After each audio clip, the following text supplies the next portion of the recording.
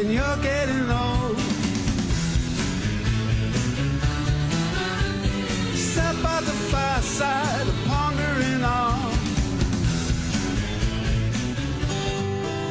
I just had a really bad fall, and this time it was harder to get up than before. I shouted to the heavens and a vision appeared. I cried out, "Can you help?" It replied, "Not at all."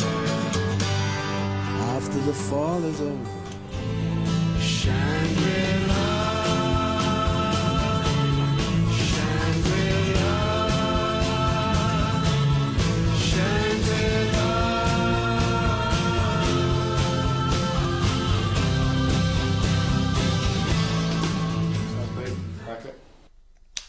Ray, I want to ask you about one of the classic Kinks songs, Autumn Almanac. Can you remember what inspired this song? When I was little, I was diagnosed with a spine problem, and people see me and they think, oh, he looks normal, but I've got quite a sort of strange back. And I was terrified. My dad's friend was a hunchback, and he used to do my garden. And as I got to know him, learnt about how his love of gardens and flowers and plants, I got to admire him and well, look up to him. He was walking around and stoop, poor guy. But I just saw him brushing up the leaves one day, getting ready for another season, and how it's a song about seasons and people just living with the world around them and being in touch with everything. But I set it in this kind of musical arena. And the first line of the song is, "From the dew-soaked hedge creeps a crawly caterpillar," which is quite hard to speak. Quite hard to sing, I'd imagine. I can sing it, but I can't speak it. Sorry, say that again. From the dew-soaked hedge creeps a crawly caterpillar. It reminds me of Edward Lear or something. When the dawn begins to crack, it's all part of my autumn almanac. You see, and I was confident enough to mispronounce that, almanac. So it was a story. It starts off with a story about him. The trees blows leaves of a mustard-coloured yellow. I think that's what I say. Nice imagery. I don't know it until I sing it. Mm.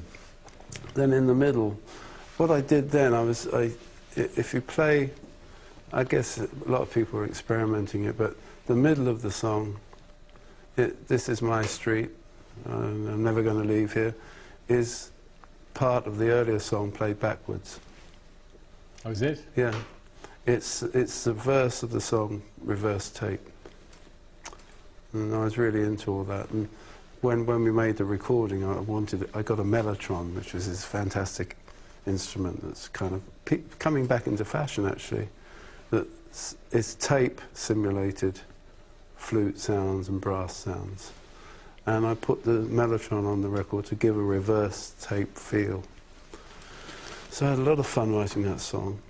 So on one level you've got this very traditional sound and also traditional, you know, rustic imagery or, you know, nature imagery and the changing of the seasons, and yet there's something going on which is really, probably hasn't been done much before. And there's some timing shifts in it, and you know, going into 3/4 and throwing away the raw book. Because I thought I could, you know, not for any other reason. A lot of people, you know, they come to my music stuff, new players, and they get a little bit put off. I had my current bass player, when he played one of my songs, he fell off his chair because he went into a 2 against a 5.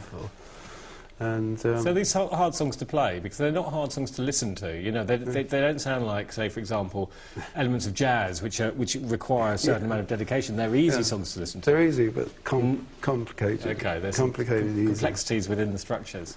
Well, sometimes it's quite simple stuff, really. I think because on that, I wanted the phrasing of the lyrics to dominate the tempo. So if a lyric spills over for a beat or two, make that the bar.